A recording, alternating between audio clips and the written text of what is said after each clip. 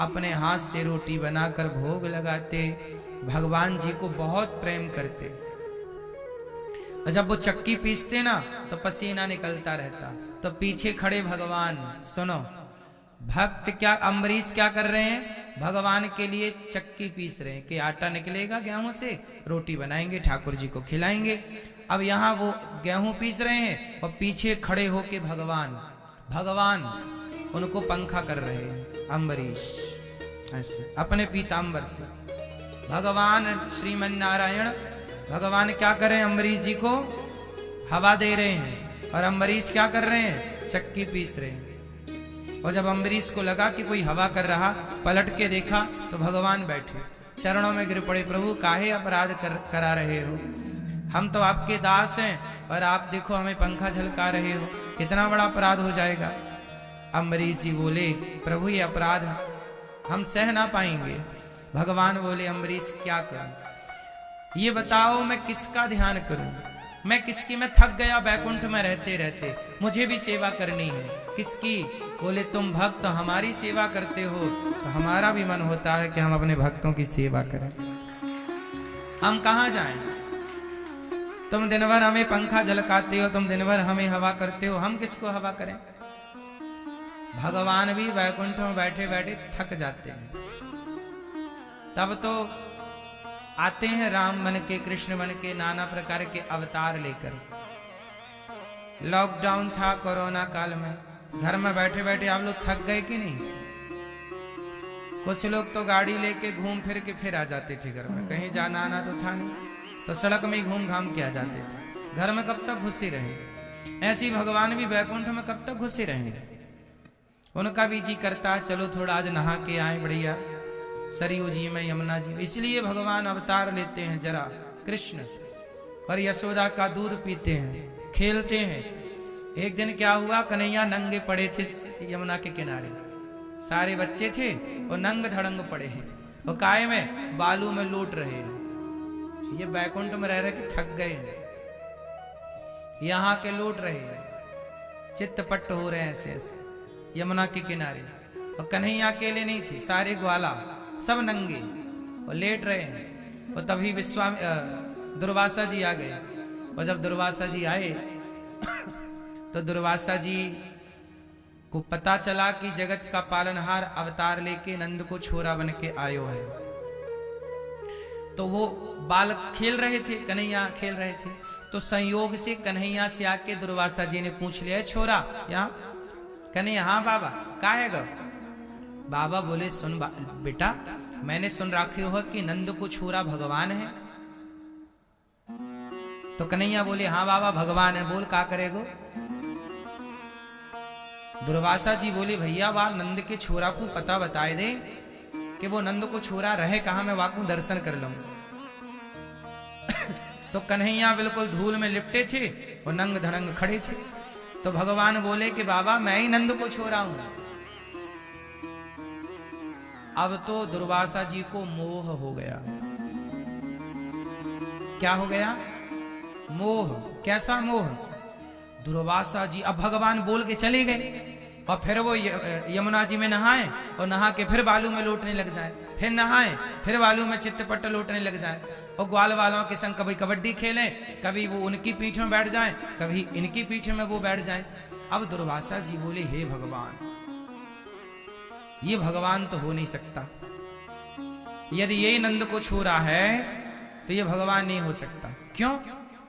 है नंगा घूम रहा है, बालू लपेटे है, ना इसके पास कपड़े हैं, ना इसके खाने का कुछ ज्ञान है, ना देखो जरा, ये भगवान थोड़ी हो सकता। सोचिए दुर्वासा जी जो दिन रात भगवान का ध्यान करने वाले हैं, जब उनके सामने भगवान आए तो पहचान नहीं पाए। भगवान को कौन पहचान सकता है? भगवान को कौन जान सकता है? जिन्हें वो स्वयं जनाना चाहें, सोई जाने जे देहु जनाई, जानत तुम्हें हुई जाए। यदि वो नहीं जनाना चाहें तो भगवान को ब्रह्मा नहीं जान पाए।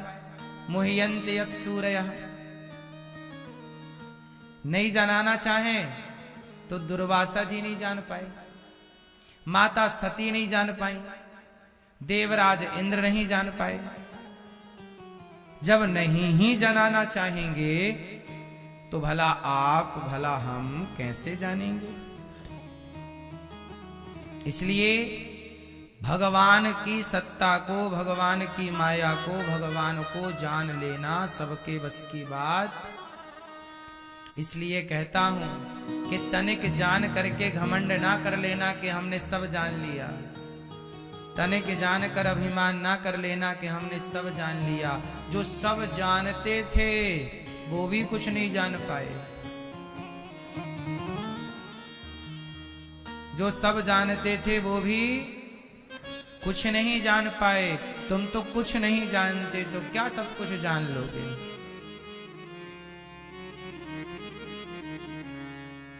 मोह्यन्त यत् सूरयः, बड़े बड़े यत्सूरी, बड़े बड़े लोग मोहित हो गए।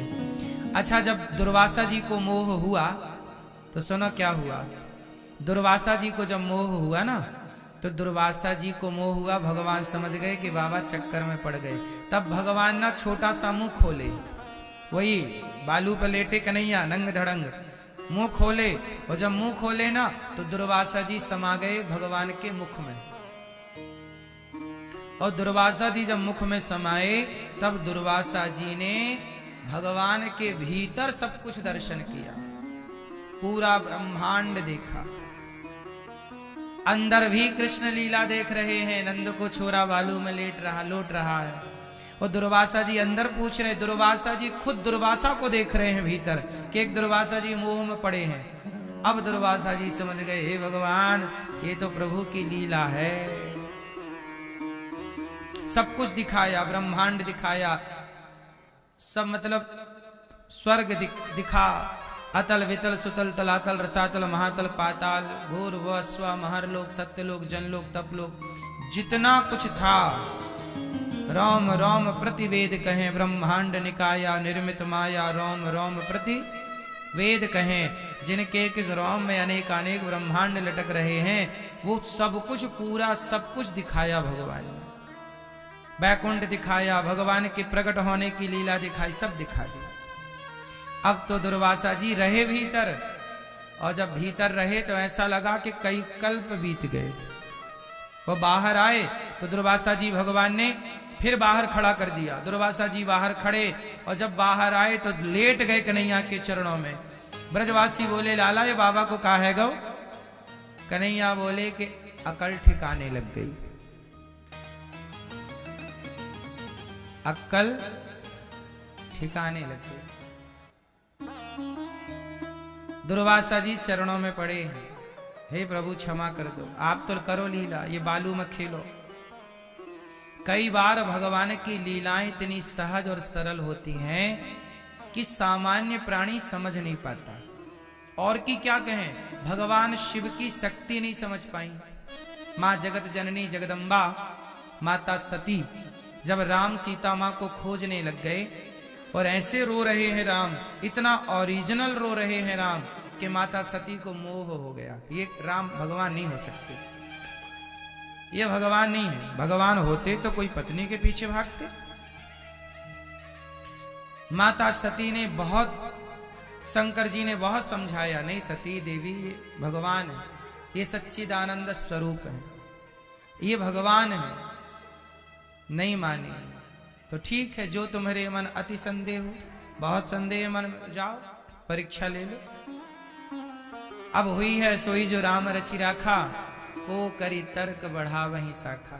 जब आपके समझाने से लोग ना समझें तो समझ लो कि वो ईश्वर की मर्जी है। अब तो ईश्वर आनंद लेना चाहते हैं, ये सब खेल ईश्वर का है। आप प्रयास कर लो, समझा लो, सही मार्ग पे चल पड़ो, सही मार्ग दिखाओ, फिर भी कोई ना चले तो ये ईश्वर की लीला है, ये ईश्वर का खेल है। हम लोग ना खेल नहीं समझते। सच बताऊं, हम यहां बैठे हैं और आप वहां बैठे हैं, ये दास सुना रहा है, आप सुन रहे हैं, ये भी ईश्वर का खेल है। और सुनो, कई बार भगवान ना पिटवा भी देते हैं। माधव दास जी को पिटवा दिया इन्होंने। ये बैठे हैं, किसे पिटवा दिया? माधव दास जी नाम के एक भक्त थे जगन्नाथ जी में। ये बड़े मजे लेते रहते हैं। सम्मान मिले तो कृपा समझिएगा, और अपमान मिले तो भी कृपा। इसका उदाहरण दे रहा हूं, सुनो। माधव दास जी नाम के एक भक्त थे जगन्नाथ जी, बड़े भक्त थे। क्या हुआ? कटहल पक चुका था। कटहल समझते हैं? बिहार में और कुछ जगह पका, जैसे आप लोग कटहल की सब्जी खाते हो, ऐसे कुछ जगह पका हुआ कटहल खाया जाता है। कटहल जब पक जाता है ना, अच्छी खुशबू आती है उसमें, और पका हुआ कटहल का गूदा खाया जाता है। तो जगन्नाथ जी बोले कि कटहल की खुशबू आ रही है। वो कटहल पक चुके थे, और जो वहां के राजा थे ना, उनका कटहल का बगीचा था। तो भगवान माधव दास जी से बोले कि चलो कटहल खाने चलते हैं। तो भगवान माधव दास जी बोले, प्रभु सवेरा होने दो, सवेरे अपन चलेंगे। पर आपका तो राजा चेला है, पूरा बगीचा आपका है, जितना बोलोगे सवेरे भोग लग जाएगा कटहल का। भगवान बोले नहीं नहीं, हमें तो अभी चलना है। तो माधव दास जी बोले ठीक है, फिर आपका मन है तो चलो। तो जगन्नाथ जी को लेके गए माधव दास जी। तो माधव दास जी बोले चलो, हम राजा साहब से बता देंगे कि जगन्नाथ जी का मन कटहल खाने का है, तो वो आपको एंट्री दे देंगे। भगवान बोले नहीं नहीं, चोरी से खाएंगे आज, बता के नहीं खाएंगे। पीछे के रास्ते से घुसते हैं बगीचे में। अच्छा, दोनों घुस गए, जगन्नाथ जी और अच्छा माधव दास जी बूढ़े थे, जगन्नाथ जी तो जगन्नाथ जी सदा जवान, घुसे पीछे बाड़ी बाड़ी तोड़ के। भगवान बोले माधव दास जी ऐसा करो, आप पेड़ पे चढ़ जाओ, और पेड़ पे चढ़ जाओ और वहां से पके पके गिराना, हम समेटेंगे। ठीक है। माधव दास जी बूढ़े ठेले व्यक्ति चढ़ गए ऊपर। अब पके पके कटहल तोड़ रहे हैं, और भगवान खूब हल्ला कर रहे हैं, हाँ हाँ माधव दास, हाँ वो। भगवान बोले चोरी से घुसे हो, थोड़ा शांत रहो, आ जाएगा वो जो चौकीदार है। जगन्नाथ जी बोले आने दो आने दो। अब तो भैया सचमुच वो चौकीदार सुन लिया। चौकीदार को लगा कोई चोरी हो रही है, और जैसे ही चौकीदार ने सुना कि कहीं कुछ चोरी वोरी चल रही है, धम धम की आवाज, बड़ा बड़ा कटहल गिरे तो आवाज आए। अब लो भैया, जैसे ही चौकीदार आया, कौन चोर चोर चोर चोर चोर, वो चोर चोर कहा तो जगन्नाथ जी भाग गए। और बूढ़े ठेले माधव दास जी चढ़े। अब माधव दास जी चुप बैठे ऊपर, फिर भी उसने पकड़ लिया। ए बाबा चोरी कर यहाँ। बाबा बोले भैया मैंने नहीं चोरी की, वो जगन्नाथ जी का मन था, भगवान का नाम ले रहा, बच रहा, उड़ा उड़ा। हे भैया उतर के खूब मार लगाई चौकीदार ने। वो मारा ही नहीं, चल तेरे को राजा के सामने पेश करेंगे। वहीं ना अपनी कोठरी में माधव दास जी को बांध दिया रस्सी से, भाग मत जाना।